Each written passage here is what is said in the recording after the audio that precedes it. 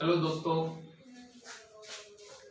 मैं मनोज गुजर प्रगति क्लासेज के यूट्यूब चैनल पर आपका हार्दिक स्वागत करता हूं। आशा है कि आप सब सही होंगे, खुश होंगे और कोरोना महामारी के इस वैश्विक दौर में डिजिटल शिक्षा को बढ़ावा देने के लिए प्रगति क्लासेज ने अपना यूट्यूब चैनल शुरू किया है। और इस क्रम में मैं मनोज गुजर आपको इंडियन जीके या भारत के सामान्य ज्ञान के बारे में चर्चा करूंगा। दोस्तों, भारत का सामान्य ज्ञान या इंडियन जीके में अलग अलग पार्ट हैं और इन पार्ट में सबसे पहले हम भारतीय राज्य व्यवस्था या इंडियन पॉलिटी के बारे में चर्चा करेंगे। इंडियन पॉलिटी या भारतीय राज्य व्यवस्था, सबसे पहले हम भारतीय राज्य व्यवस्था का जो पाठ्यक्रम है या जो सिलेबस है उसके ऊपर चर्चा करेंगे। दोस्तों, भारतीय राज्य व्यवस्था के अंतर्गत जो टॉपिक आते हैं उनमें पहला टॉपिक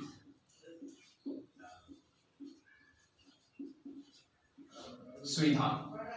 पहला टॉपिक संविधान है। संविधान के अंतर्गत हम इसकी परिभाषा, इसका शाब्दिक अर्थ, विश्व के प्रमुख संविधानों के बारे में और भारतीय संविधान की विकास यात्रा और उसके विदेशी स्रोतों का अध्ययन करेंगे। तो पहला टॉपिक हो गया संविधान। इस क्रम में हम आगे बढ़े तो दोस्तों दूसरा टॉपिक है संसद। संसद के अंतर्गत केंद्र की सरकार मतलब सेंट्रल गवर्नमेंट के बारे में हमें चर्चा करनी है। सेंट्रल गवर्नमेंट में या संसद में जैसे दो सदन हो गए, लोकसभा, राज्यसभा। लोकसभा राज्यसभा के बाद में तीसरा जो अंग है संसद का, राष्ट्रपति। इसी के अंतर्गत उपराष्ट्रपति भी आएगा, प्रधानमंत्री, उप प्रधानमंत्री भी आएंगे। तीसरा जो टॉपिक हम पढ़ेंगे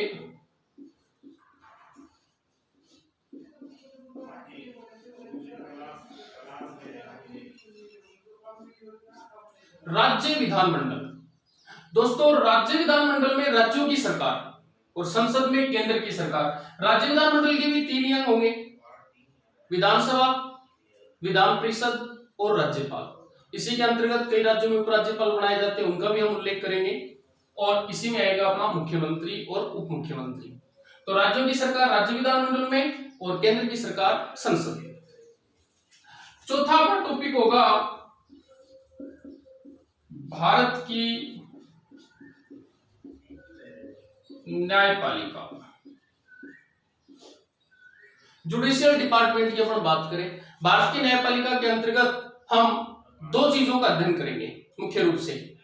केंद्र के संदर्भ में तो भारत का सर्वोच्च न्यायालय सुप्रीम कोर्ट और राज्यों के संदर्भ में उच्च न्यायालय हाई कोर्ट। और इसी के अंतर्गत हम भारतीय न्यायपालिका के क्षेत्राधिकार अथवा शक्तियों का उल्लेख भी करेंगे। नंबर 5 दोस्तों, भारतीय राज्य व्यवस्था का पांचवा टॉपिक अपना होगा मूल अधिकार। मूल अधिकारों की हम चर्चा करेंगे जिनका उल्लेख भारतीय संविधान के भाग 3 के अनुच्छेद 12 से 35 तक है और मूल अधिकार हमने अमेरिकी संविधान से ग्रहण किए हैं। छठवां जो अपना टॉपिक होगा वो होगा राज्य के नीति निर्देशक तत्व। राज्य के नीति निर्देशक तत्व भाग 4 अनुच्छेद 36 से 51। दोस्तों, राज्य के नीति निर्देशक तत्व हमने आयरलैंड के संविधान से ग्रहण किए हैं। सातवां जो टॉपिक होगा वो होगा अपना मूल कर्तव्य।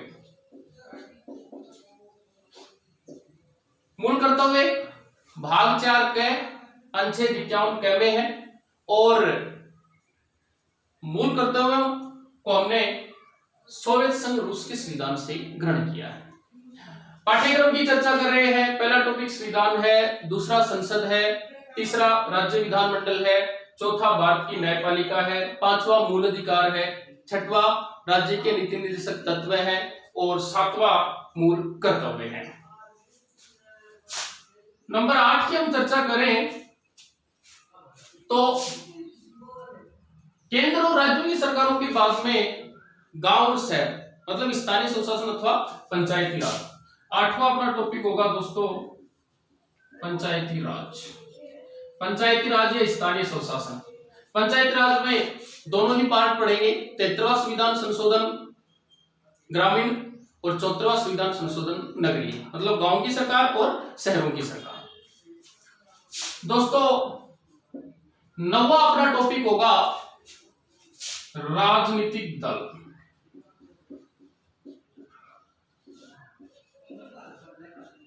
राजनीतिक दल या पॉलिटिक्स पार्टियां।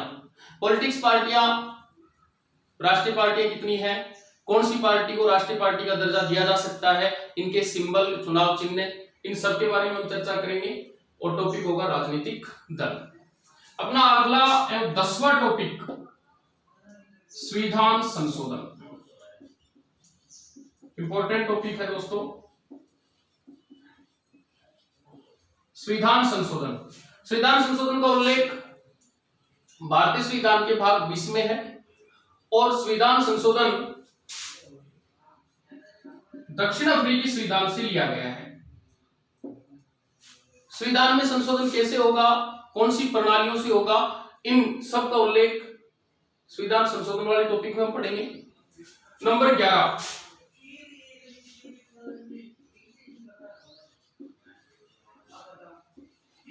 संविधान के प्रमुख भाग।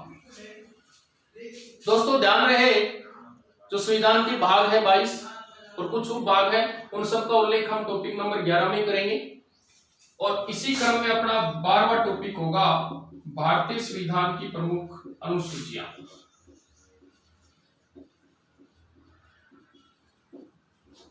अनुसूचियां जो प्रारंभ में 8 थी, जिनकी संख्या 4 और बढ़ के 12 हो गई है। 12 अनुसूचियों का उल्लेख हम 12वें टॉपिक में करेंगे, नाम है संविधान की अनुसूचियां। तो दोस्तों अभी तक अपने चर्चा की भारतीय राज्य व्यवस्था, जो इंडियन जीके का पहला पार्ट है, इंडियन पॉलिटी या भारतीय राज्य व्यवस्था, और इसका पाठ्यक्रम हम दोबारा चर्चा कर लेते हैं। संविधान, फिर संसद है, फिर राज्य विधानमंडल है, फिर भारत की न्यायपालिका है, जुडिशियल डिपार्टमेंट, सुप्रीम कोर्ट और हाई कोर्ट।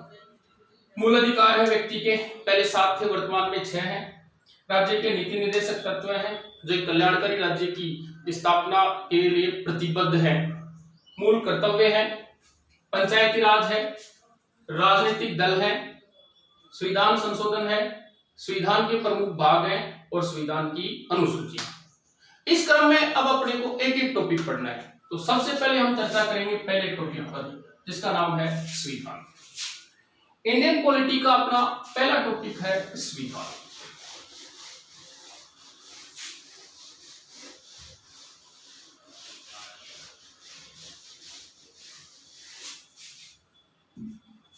दोस्तों ध्यान रहे, हम चर्चा कर रहे हैं संविधान की। पहला टॉपिक है भारतीय राज्य व्यवस्था का। संविधान जो शब्द है, उस शब्द की अपन पहचान करें तो 2 शब्दों से मिलकर बना है, स प्लस विधान।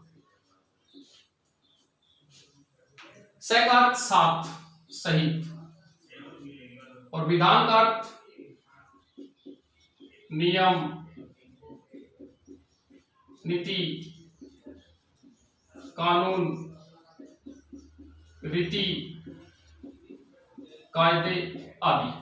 नियम भी कह सकते हैं, नीतियां भी कह सकते हैं, कानून भी कह सकते हैं, रीति और कायदे भी कह सकते हैं। अर्थात जो कानूनों के साथ है, जो नियमों के साथ है, जो नीतियों के साथ है, वही संविधान है।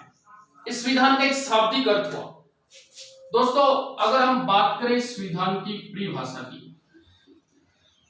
तो ध्यान रहे, मैं आपको बता देता हूं संविधान की परिभाषा। संविधान में उन नियमों, उन नीतियों और उन कानूनों का ऐसा संग्रह है जिससे एक देश की शासन व्यवस्था को आसानी से संचालित किया जा सके। अर्थात कानूनों का ऐसा संग्रह जिससे एक देश की शासन व्यवस्था आसानी से संचालित हो सके, उन नियमों कानूनों का संग्रह ही संविधान कहलाता है। दोस्तों ध्यान रहे, संविधान जो शब्द है, उस शब्द का पहली बार प्रयोग करने वाले थे ब्रिटिश नागरिक सर हेनरी मैन। ध्यान रहे, संविधान शब्द का पहली बार प्रयोग करने वाले व्यक्ति कौन थे? ब्रिटिश नागरिक sir Henry man. Sir Henry man ने सबसे पहले संविधान शब्द का प्रयोग किया था। इस क्रम में हम आगे बढ़े। विश्व के संविधानों के बारे में जो मुख्य मुख्य तथ्य हैं जो लगातार परीक्षाओं में पूछे जाते हैं उन पर अपन चर्चा करेंगे। फिर हम भारतीय संविधान की विकास यात्रा पर आएंगे। तो दोस्तों ध्यान रहे, इस कड़ी में पूछा जाएगा विश्व का प्रथम लिखित संविधान, यानी ऐसा पहला देश जिसने अपना संविधान बनाया था।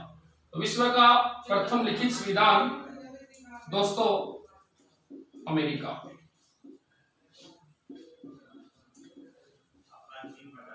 विश्व का प्रथम लिखित संविधान अमेरिका का था और अमेरिका ने अपना संविधान बनाया था 1789 में। दूसरी बात, हम एशिया महाद्वीप के रहने वाले हैं। प्रश्न पूछा जाएगा एशिया महाद्वीप का प्रथम लिखित संविधान। एशिया महाद्वीप का प्रथम लिखित संविधान जापान का था दोस्तों, और जापान ने अपना संविधान बनाया 1860 में। तो प्रथम लिखित संविधान विश्व का अमेरिका 1789 और एशिया का प्रथम जापान 1860। विश्व का सबसे छोटा लिखित संविधान, सबसे छोटा लिखित संविधान उत्तर होगा अमेरिका। अमेरिकी संविधान में महज 7 अनुच्छेद हैं और वो विश्व का सबसे छोटा संविधान है।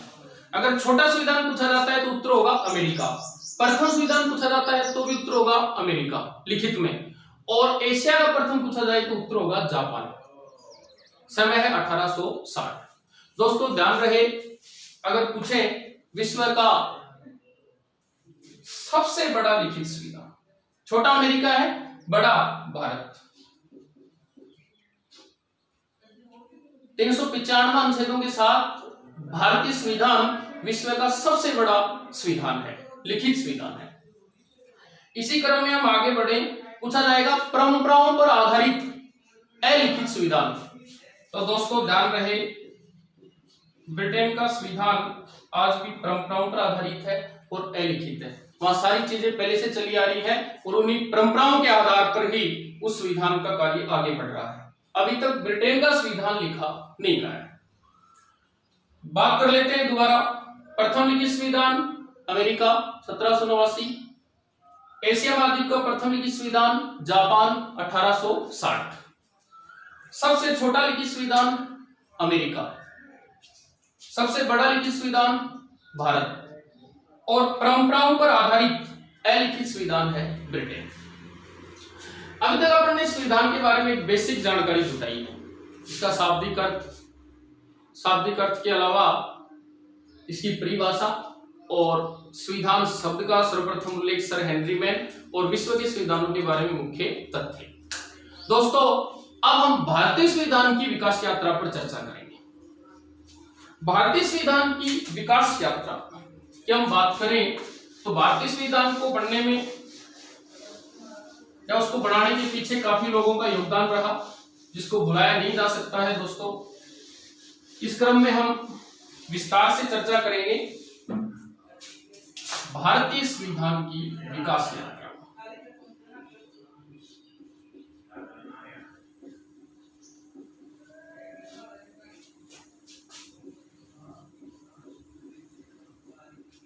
भारतीय संविधान की विकास यात्रा।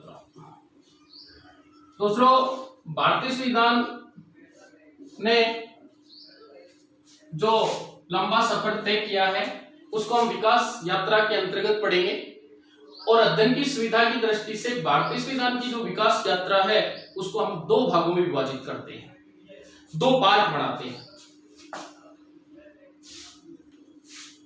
पहला पार्ट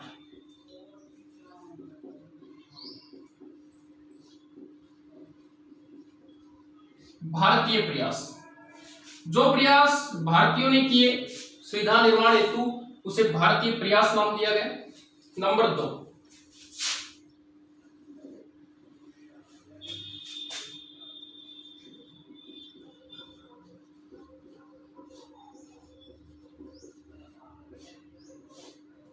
अंग्रेजी प्रयास।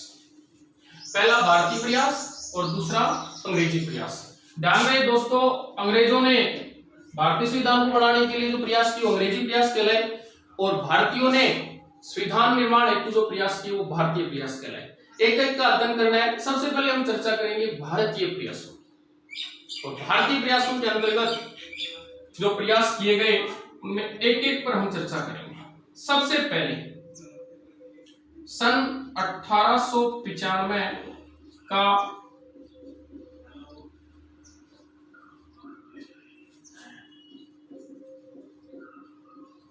तिलक का स्वराज्य विधेयक।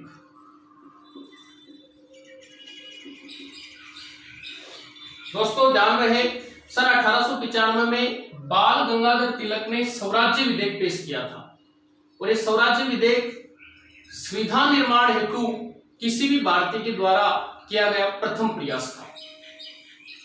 स्वराज्य विधेयक पेश करने वाले बाल गंगाधर तिलक थे। पेश किया गया था 1895 में, जो भारतीय संविधान निर्माण हेतु किया गया प्रथम प्रयास था। पर ध्यान रहे, इस ओर अंग्रेजों ने कोई ध्यान नहीं दिया।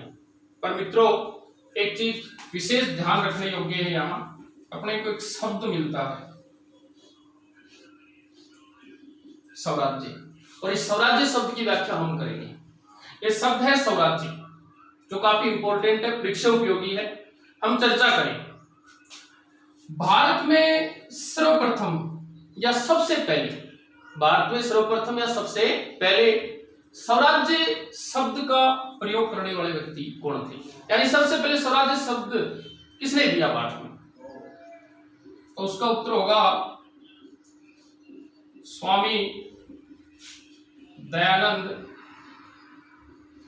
सरस्वती। स्वामी दयानंद सरस्वती जो आर्य समाज के संस्थापक थे, उन्होंने सबसे पहले स्वराज्य की अवधारणा पेश की थी। ध्यान रखना, भारत में सबसे पहले स्वराज्य शब्द का प्रयोग करने वाले व्यक्ति कौन थे? स्वामी दयानंद सरस्वती, जिनके बचपन का नाम मूलशंकर था। इस क्रम में हम आगे बढ़े। कांग्रेस के मंच से, दोस्तों ध्यान रहे, कांग्रेस के मंच से पहली बार स्वराज्य शब्द का प्रयोग करने वाले व्यक्ति, अभी अपने पढ़ा था कि पहली बार स्वराज्य का प्रयोग करने वाले तो स्वामी दयानंद सरस्वती, या चेंज है, कांग्रेस के मंच से पहली बार स्वराज्य शब्द का प्रयोग करने वाले व्यक्ति तो वो थे दादा भाई नौरोजी। ध्यान रखना है, दादा भाई नौरोजी ने कांग्रेस के 1906 के कलकत्ता अधिवेशन में पहली बार स्वराज्य शब्द का प्रयोग किया था, या स्वराज्य का नारा दिया था। तो कांग्रेस के मन से पहली बार प्रयोग करने वाले हो गए दादा भाई नौरोजी, 1906 का कलकत्ता अधिवेशन। इसी क्रम में हम आगे बढ़े। कांग्रेस के मन से पहली बार पूर्ण स्वराज्य का नारा, पहली बार पूर्ण स्वराज्य का नारा, पूर्ण स्वराज्य का नारा देने वाले थे पंडित जवाहरलाल नेहरू। पंडित जवाहरलाल नेहरू ने 1929 के लाहौर अधिवेशन के दौरान सबसे पहले पूर्ण स्वराज्य का नारा दिया था। तो केवल स्वराज्य दादा भाई नौरोजी, पूर्ण स्वराज्य जवाहरलाल नेहरू, और स्वराज्य शब्द का पहली बार प्रयोग, स्वराज्य शब्द की अवधारणा पेश करने वाले कौन? स्वामी दयानंद सरस्वती।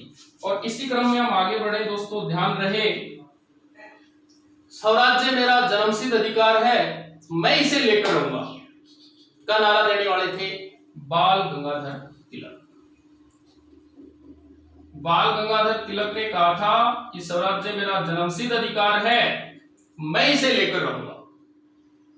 तो स्वराज्य की अवधारणा हमारे पास है, इससे जो मुख्य प्रश्न बन रहे हैं उन पर हम दोबारा चर्चा करते हैं। पहली बार अवधारणा या स्वराज्य शब्द का प्रयोग करने वाले भारतीय, उत्तर होगा स्वामी दयानंद सरस्वती। कांग्रेस के मन से पहली बार दादा भाई नौरोजी। कांग्रेस के मन से पहली बार पूर्ण स्वराज्य का नारा, उत्तर होगा पंडित जवाहरलाल नेहरू, 1929 का लाहौर अधिवेशन। और स्वराज्य मेरा जन्मसिद्ध अधिकार है, मैं इसे लेकर रहूंगा, बाल गंगाधर तिलक। दोस्तों भारतीय संविधान की विकास यात्रा पढ़ रहे हैं, जिसमें पहला है भारतीय प्रयास, और भारतीय प्रयासों में भी पहला सन 1895 का बाल गंगाधर तिलक का स्वराज्य विधेयक। नंबर 2,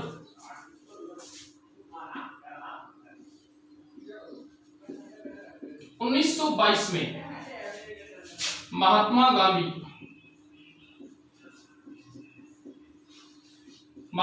ने एक स्टेटमेंट दिया था कि भारतीय संविधान का निर्माण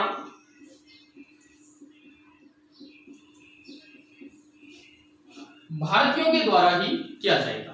दोस्तों ध्यान रहे, गांधी जी के इस स्टेटमेंट को या इस गांधी जी के प्रयास को 20वीं सदी का पहला प्रयास भी कहा जाता है।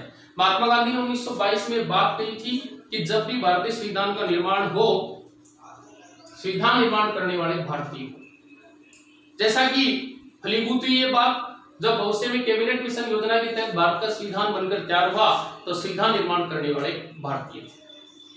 तो गांधी जी ने स्टेटमेंट दिया 1922 में कि भारत का संविधान भारतीयों के द्वारा ही निर्मित किया जाएगा। तीसरा, भारतीय प्रयास पढ़ रहे हैं। पहला 1895 में तिलक का स्वराज्य विधेयक, नंबर 2 1922 में महात्मा गांधी का स्टेटमेंट कि निर्माण होगा संविधान का, तो निर्माण करने वाले भारतीय होंगे। इस क्रम में हम तीसरी बात करें या तीसरे प्रयास की चर्चा करें तो 1923 में स्वराज्य पार्टी, बहुत इंपॉर्टेंट है दोस्तों, ध्यान रखना। स्वराज्य पार्टी की स्थापना हुई 1923 में, ध्यान रखना इस चीज का। स्वराज्य पार्टी बनी 1923 में। स्वराज्य पार्टी के संस्थापक थे मोतीलाल नेहरू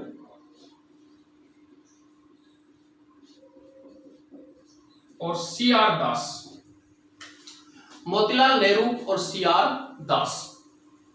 स्वराज्य पार्टी की स्थापना हुई दोस्तों इलाहाबाद में। इलाहाबाद आज का प्रयागराज है जो उत्तर प्रदेश में है। स्थापना 1923 में हुई। स्वराज्य पार्टी नाम था। स्वराज्य पार्टी के संस्थापक थे मोतीलाल नेहरू और सीआर दास, चित्तरंजन दास।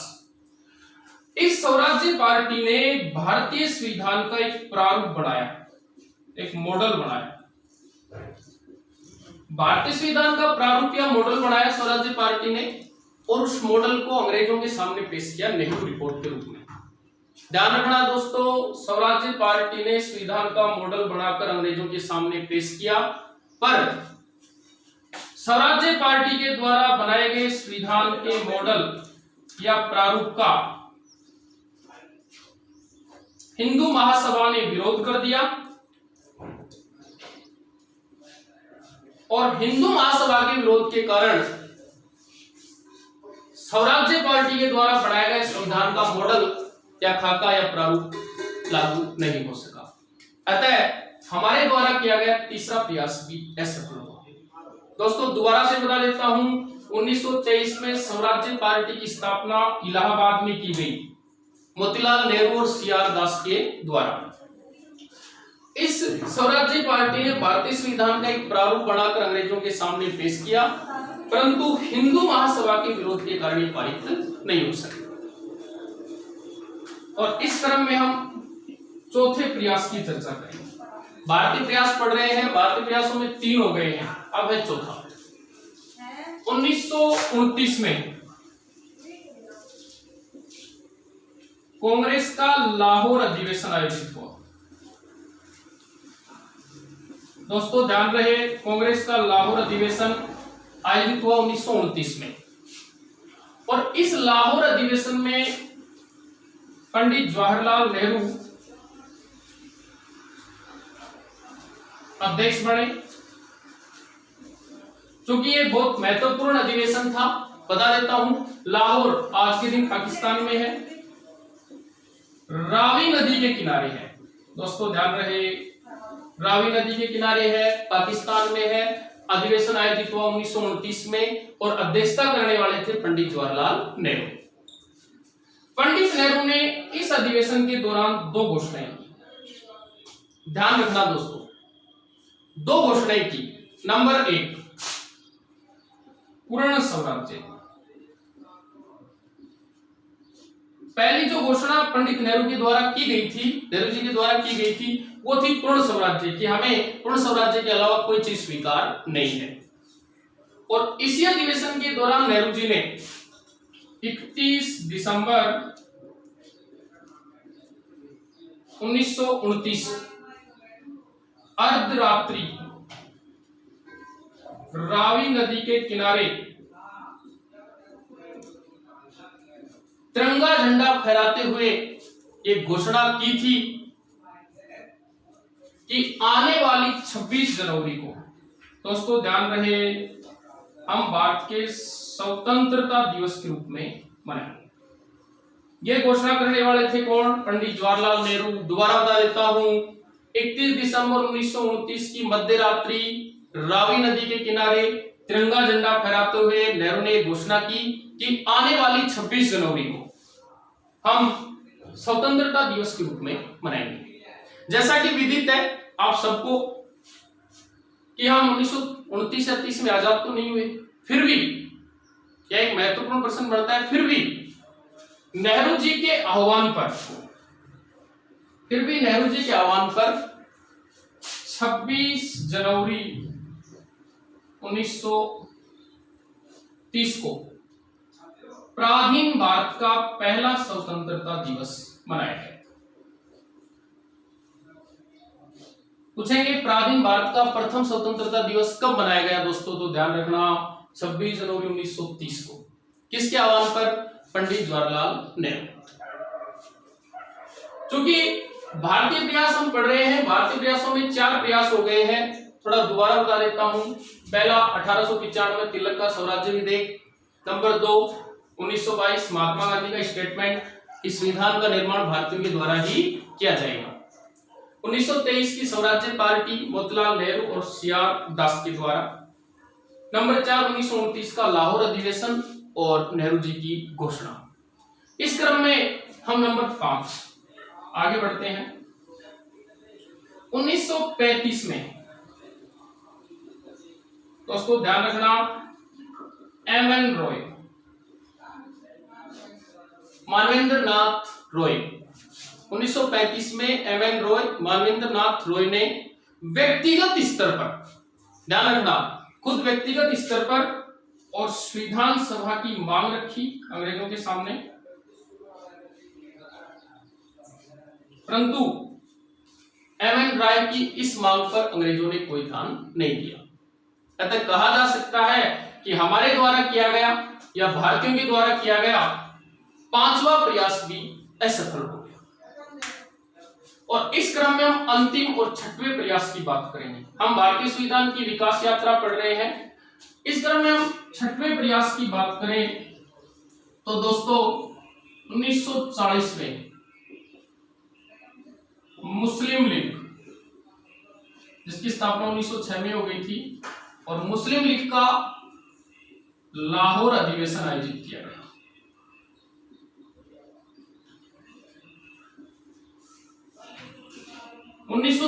में मुस्लिम लीग का लाहौर अधिवेशन आयोजित किया गया और इस अधिवेशन में मोहम्मद अली जिन्ना ने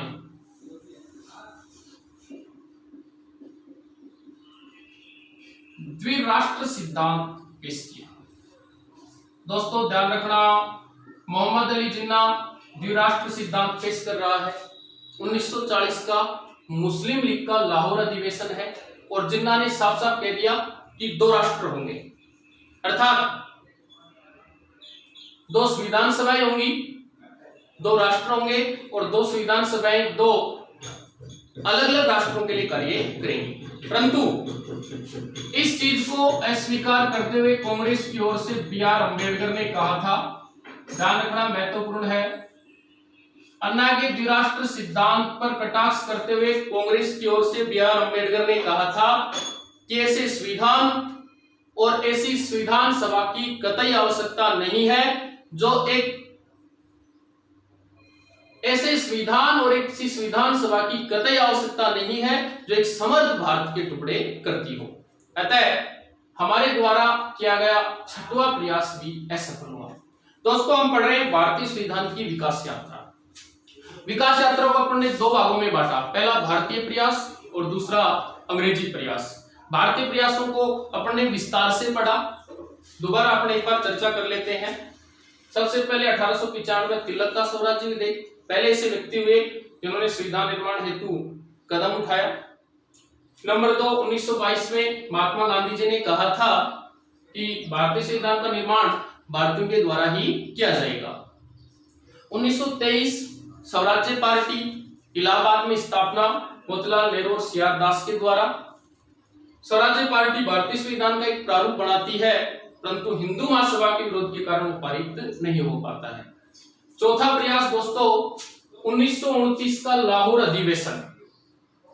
लाहौर आज के दिन रावी नदी के किनारे पाकिस्तान में है और पंडित जवाहरलाल नेहरू ने जो घोषणाएं की वो था, परंतु ये भी पूर्णतः सफल हुआ। पांचवा प्रयास 1935 में एमएन राय ने व्यक्तिगत स्तर पर संविधान सभा की मांग रखी, परंतु इस ओर कोई ध्यान नहीं दिया गया। और इसी क्रम में छठवां प्रयास 1940 में दोस्तों मुस्लिम लीग का लाहौर अधिवेशन आयोजित हुआ था और इस लाहौर अधिवेशन में मोहम्मद अली जिन्ना ने पहली बार द्विराष्ट्र सिद्धांत दिया था, या फिर मैं दूसरे शब्दों में कहूं कि पहली बार पृथक राष्ट्र या पृथक राज्य की मांग की गई थी मुस्लिम लीग के द्वारा। और इसी पर टिप्पणी करते हुए बी.आर. अम्बेडकर ने कहा था कि ऐसे संविधान और संविधान सभा की कतई आवश्यकता नहीं है जो एक अखंड भारत के टुकड़े करती हो। तो दोस्तों आज हमने संविधान के टॉपिक में भारतीय संविधान की विकास यात्रा में भारतीय प्रयासों पर चर्चा की है और भारतीय प्रयास जिनको अपन ने विस्तार से पढ़ा, और अगली क्लास में हम चर्चा करेंगे अंग्रेजी प्रयासों पर। आज के लिए इतना ही, धन्यवाद।